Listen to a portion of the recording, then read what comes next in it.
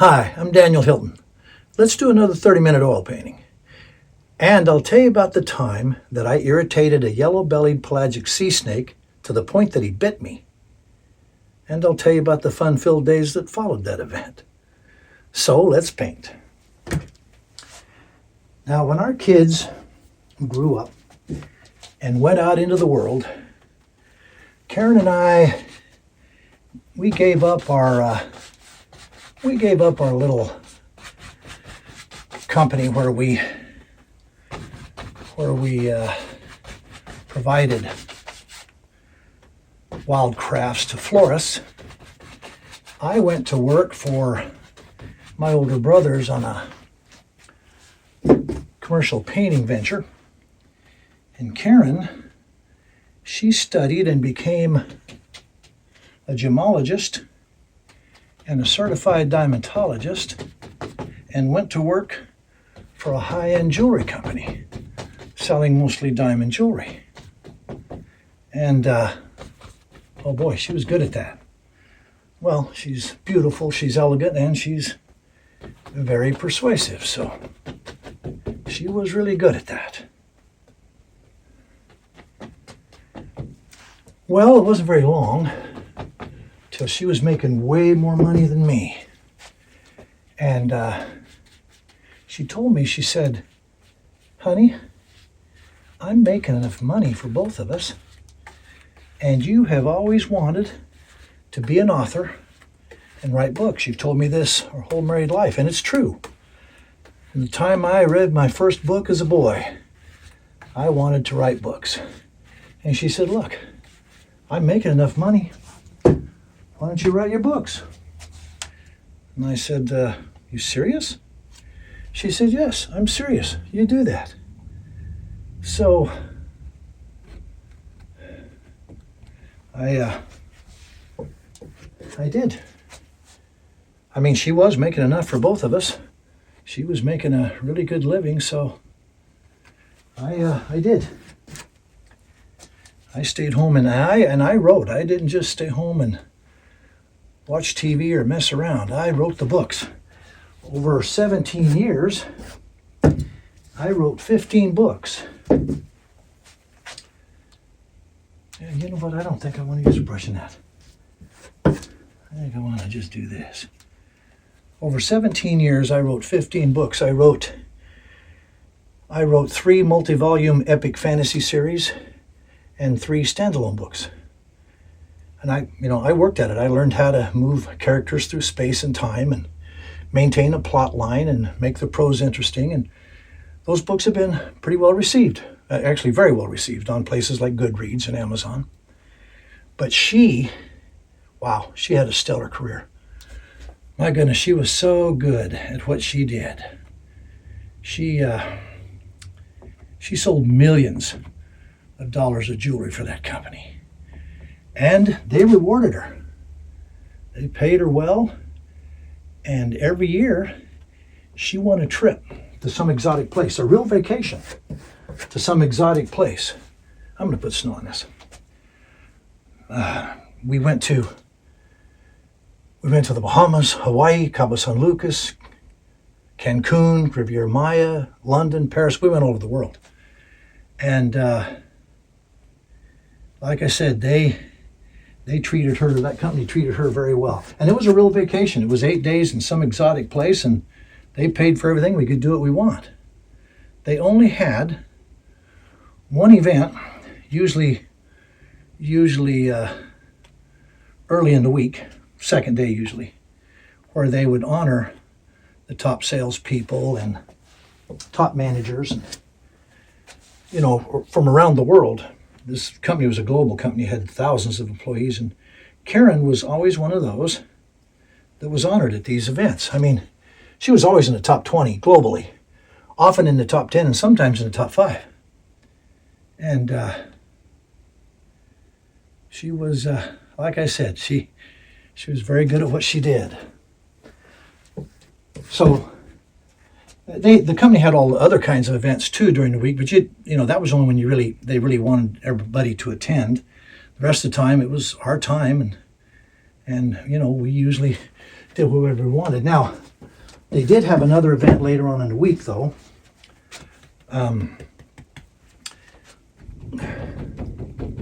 They had another event later on in the week that was a banquet, and let's see, I'm going to use this color. They had a banquet for all the people that had won the trip, and then they usually had a band come in, a local band, and dance afterwards. And now, every time we won a trip, I would always kind of, you know what, I'm going to put some of this, I'm going to put some aspens down in there before I do that. I would always educate myself on what there was to do at these trips, and you know, fun things to do and interesting things to do, and yeah, I'm gonna have some aspens down in here because it's gonna be autumn. Let's see. Let's have some darker stuff too down in here. You know, but I'd educate myself as to what to watch out for, like obviously coastal areas, snakes, and sharks and jellyfish, things like that. On the metro in Paris, you have to watch out for pickpockets. So I'd educate myself, and as we were getting ready to go to Cabo San Lucas, I learned, you know, that there were yellow-bellied pelagic sea snakes there.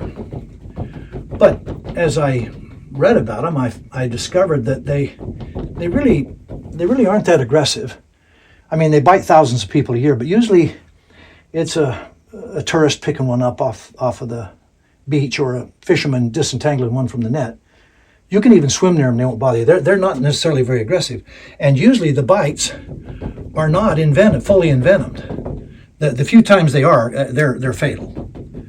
Nobody, I don't think, has ever survived a fully envenomed pelagic sea snake bite. But usually they're not fully envenomed because they need their venom, you know, to get their food, of course. So they don't fully envenom the bite.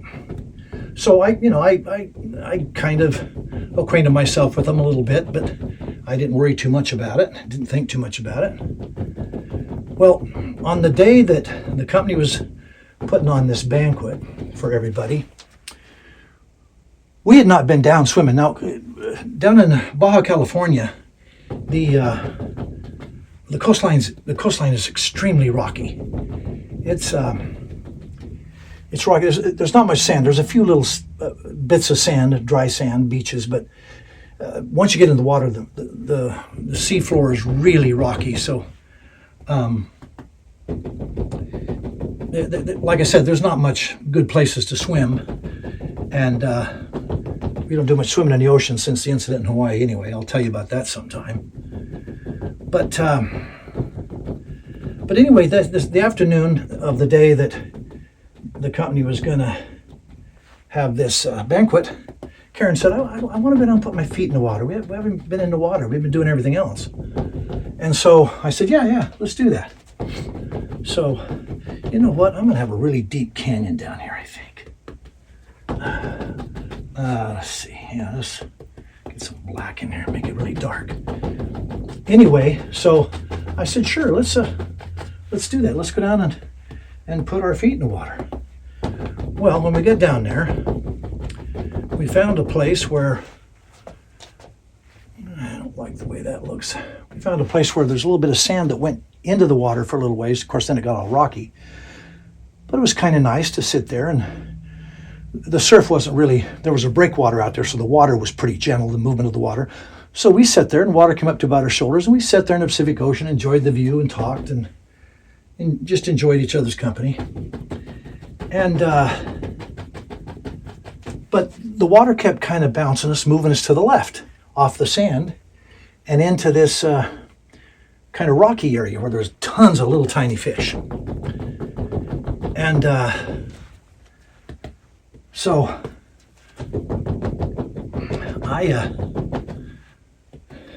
I noticed every time we went over that way that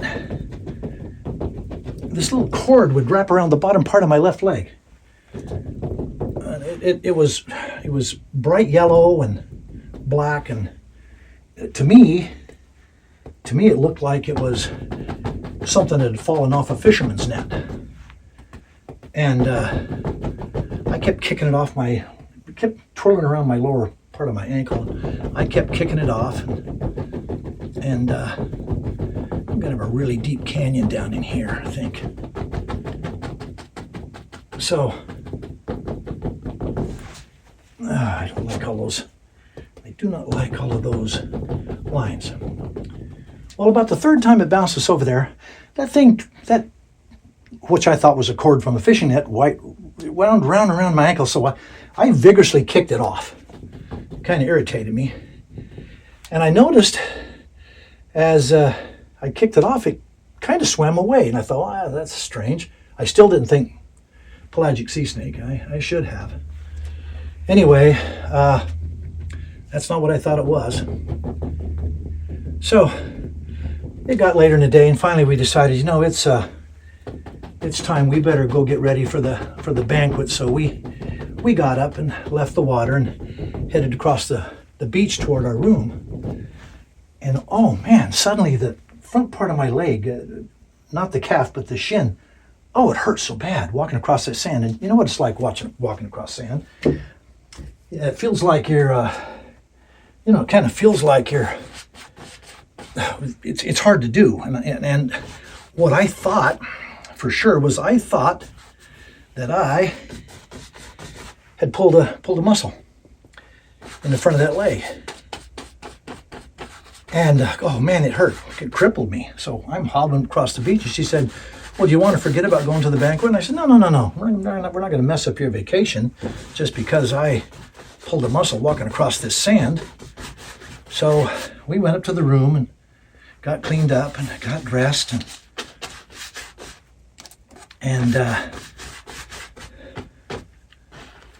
okay, get off there. And we went over to the banquet. Now, they always gave Karen great rooms. Our room was right out over the ocean, so to get to our room, you had to leave the main body of the hotel and walk across this sky bridge that went above the other swimming pools and tennis courts and stuff out to our room, which, like I said, was right on the ocean. So we headed for the banquet, and I hobbled across that sky bridge. And by this time, I confess, I wasn't feeling very good. I was feeling kind of jittery. And I don't know. I was feeling I was feeling odd. Not sick exactly, but kind of. And so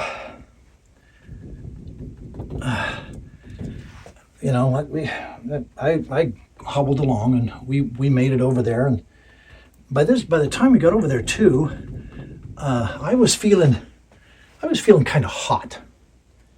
So I told Karen, I said, I think I want to sit outside, not go into the banquet room because I'm feeling kind of hot. She said, yeah, that's fine. So we found a seat outside with another couple there that she worked for the company, and her husband they were from the UK. Her husband was the tag along just like me, and she worked for the company. And let's see, I'm going to put this, I think, behind here. I'm going to have some aspens over here. Anyway, she worked for the company, and he was the tag along just like I was. So we sat out there and enjoyed their company, and his name was Greg. I don't remember her name. But anyway, after a while, Greg, he says, hey, Dan, you want to go in and listen to the music? Sounds pretty good. I said, yeah, we could do that. So we got up, and the four of us, and we went, and I was in no mood to dance. I don't think Karen wanted to anyway, but we went in there and stood along the wall. Greg stood in, his wife, and then Karen and me, and listened to the music. It was a local band, the Tropicales, and they were really good. And really good music. We were enjoying it. Well, directly, the lead singer, after he finished with the song, he went over and he said something to the guy playing lead guitar. And on the way back, the lead singer soared way up in the air and back down to the stage. I thought, wow, they got him hooked to cables or bungee cords or something. And not long after that, the bass player on the other side, he went up in the air and came back down onto the stage. I thought, that is really crazy. They got those people, they got the band members hooked to cables or bungee cords or something. So I turned to look at Karen and I said, now, like I said, I was feeling a little off, but that kind of distracted me from how I was feeling. And I turned to Karen and I said, did you see that? You see what happened? When she looked at me, her answer was, honey, what is wrong with your eyes? I said, I don't know what he means, what's wrong with my eyes? She said, they're dancing. I said, dancing? No. I said, and I wanted her to look at the band. I said, did you see what the band did? She said, are you okay? About that time, I pointed her direction back out, or I pointed her attention back out to the band. And about that time, I noticed that the whole room was waving like the waves of the sea. And I thought, oh, okay, this is not happening. This is me. I'm hallucinating. And I was, sure enough. And so I looked back at Karen. I said, you know what? I think I need to go back to the room. And she says, yes, I think you do. So let me see. I'm not going to use this. I'm going to use this. So she said, yeah. She said, you need to go to the room. And so we went back and headed back across that sky bridge. And I want to tell you, about halfway across that sky bridge, an earthquake hit. That thing was pitching and rock and roll. I thought it was going to pitch both of us off there. So I grabbed her to keep her from falling off the edge. And she said, what are you doing? Why are you grabbing me? And I said, I'm trying to keep you from pitching off this thing. The earthquake's going to kill us both. She said, earthquake? There's no earthquake. And I said, yeah, this thing's pitching and rolling. She said, no, it's not. It's solid, honey. You're not right. Something's wrong here. And I said, okay, yeah, probably. So I still wanted to save her from pitching off that thing, but she convinced me that there wasn't an earthquake going on. So I realized, yeah, you know what? I really don't feel very well. So we got back to the room, and I thought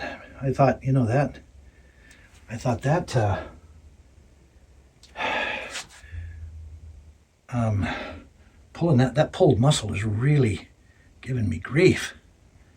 And that's what I thought. That's what I thought it was. Well, we got back to the room, and I told her, I said, my lower leg, especially around my shin, I said, it really hurts. She said, well, let me take a look at it. And so she pulled the covers back and looked at my leg, and she said, honey, something bit you. I said, bit me? She said, yeah. There are puncture wounds here. I looked down, and sure enough, at first I thought it looked like somebody had stabbed me with a knife. But you look closer, it wasn't a gash. There were two puncture wounds, fairly close together, but far enough apart that they were distinct puncture wounds. That's when I remembered the cord from the, quote-unquote fisherman's. And I realized then, I said, oh, I know what happened. I said, I got bit by a pelagic sea snake. And she said, what? And I said, yeah, I got bit by a pelagic sea snake down there on the beach. And she says, oh my goodness, I'll call for an ambulance right now. And I said, no, because I remember what I read. And I told her, I said, no. I said, it's been several hours. And at this point, I said, if that bite had been fully envenomed, I'd be dead. And I said, I'm not dead. So the bite apparently was not fully envenomed, so I'm okay. But I'm going to be sick for a while, and I hope I don't ruin your vacation. She said, don't worry about that. So she got me some painkiller, and eventually kind of took over, and we went to bed. And she worried about me all night, checking on me every little bit. But I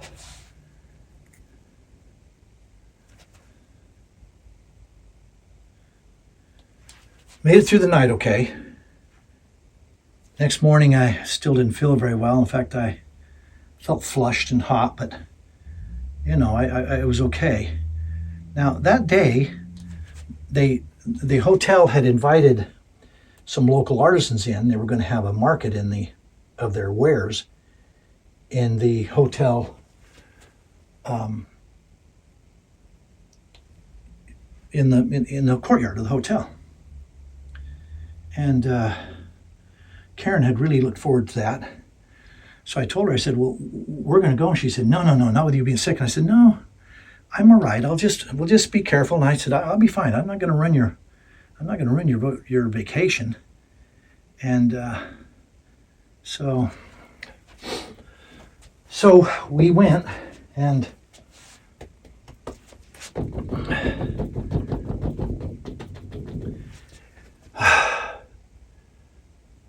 across that sky bridge, and I got really hot. We got over there to the market, and Karen was looking at the people's wares and stuff, and I wasn't feeling really good at all. I'm gonna have some rocks in here. That's what I'm gonna do. And I suddenly realized that I had forgotten. Oh, here, I'm gonna put some. I need some brush there first. Let's have some dark brush here at the base of these. I realized I got a bunch of pesos out of the ATM, but I realized I had forgotten them and left them in the room. So I told Karen, I said, you know what? I got to go back to the room and get your money. And she said, oh, okay. So I started to go back out across the sky bridge, and I realized, man, I can't go across that thing. I cannot go across that thing. That sun is so hot. And I said, I told myself I can't do it. So, because by this time I was just so hot. So I went back the other way, and I went down through the bowels of the hotel. I took the elevators down and went through the bowels of the hotel. And let's see, get some black in here too. And there was a lounge down there that was closed this time of day, so I went through that and stayed out of the sun. It was cool down there. And the other end, I took the elevators back up to the room, and I got Karen's money, and I returned the same way. I returned by going back down through the elevators, down through that lounge that was closed, and back to where Karen was. And when I got her to where she was, she looked at me and she said, I handed her the money, and the woman who was behind her looked at me and she said, Madre de Dios, ¿está enfermo? And Karen turned and looked at me, and she said, oh my God, honey, what's wrong? I said, I don't know, what do you mean? I'm kind of hot. But she said, you're red as a lobster. And I said, yeah, I don't feel real good. She said, oh, she paid for stuff, said, we're going to the room. And I said, yeah, that's probably a really good idea. So we went back to the room, and we went same way. I couldn't cross the sky bridge. We went back the same way that I had come down through that, through the basement, through that lounge that was closed that time of day, and that's how we got back to the room. But oh boy, I was not well. And we spent our last day there ordering in room service, and that's got to do. We spent our last day there ordering in room service, and let's see. I want some more green right now. I'm going to have some flowers. I think I like flowers. We spent our last day there ordering room service, and And she packed us up. I was pretty well useless by this time. She packed us up and got us ready to go. And the plane ride home was a mess. It was difficult. And when we got home, I couldn't drive for a couple of weeks. My vision was so messed up. I just couldn't drive for a couple of weeks. Let's see, let's do this. But I survived it and finally got over it. But like I said, there were 2 or 3 weeks that followed that just were not fun times for either of us. And I felt bad that I had helped. She didn't care, but I felt bad that I thought I'd ruined her vacation. But anyway, so my advice to you is if you're ever in Cabo San Lucas and you're out in the Pacific Ocean there and you see something that looks like it came off a fisherman's net, it didn't, and you need to get away from it as fast as you can. I'm just going to make this like an auto picture, like there's brush around and stuff, because you'll be sorry. Anyway, that's my advice to you. And that's my story of how I irritated a pelagic sea snake to the point that he bit me. Okay, I want some, got a couple minutes here. I want some, let's see. Let's just put some stuff like this in there. Because I want some flowers of some kind. I don't know what they are. You know, I don't know what kind of flowers grow at this altitude. I mean, I know Indian paintbrush grows up there, but this is not going to be Indian paintbrush, so I'm not sure exactly what this is going to be down here. Get some dark at the bottom, make it stand out a little bit. And let's have some. That's not bright enough, is it? You know what? Let's use this right here. Let's use this right here. And we'll just have some flowers kind of like that.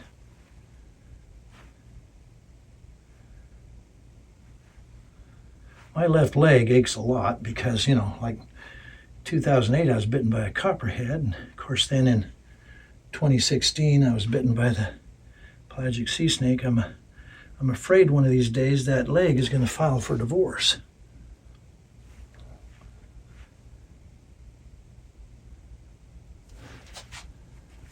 Okay, I got a minute or two here, not much, but I got a minute or two. I got to have some variegation back in here, like maybe back into these trees a little bit.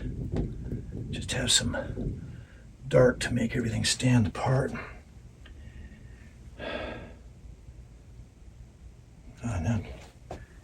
And I think that rock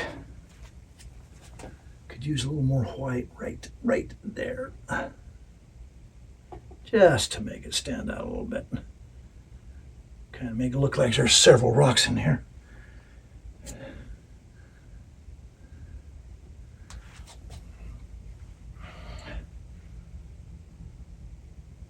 Yeah, maybe down here. Let's see. Maybe. I got a little green in that one. Oh well, you won't mind.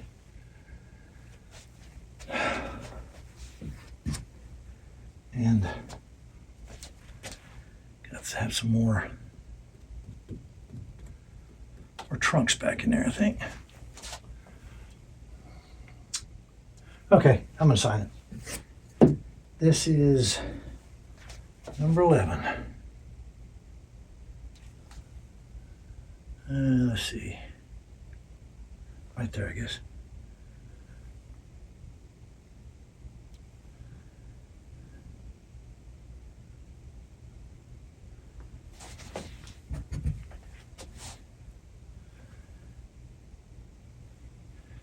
and number 11.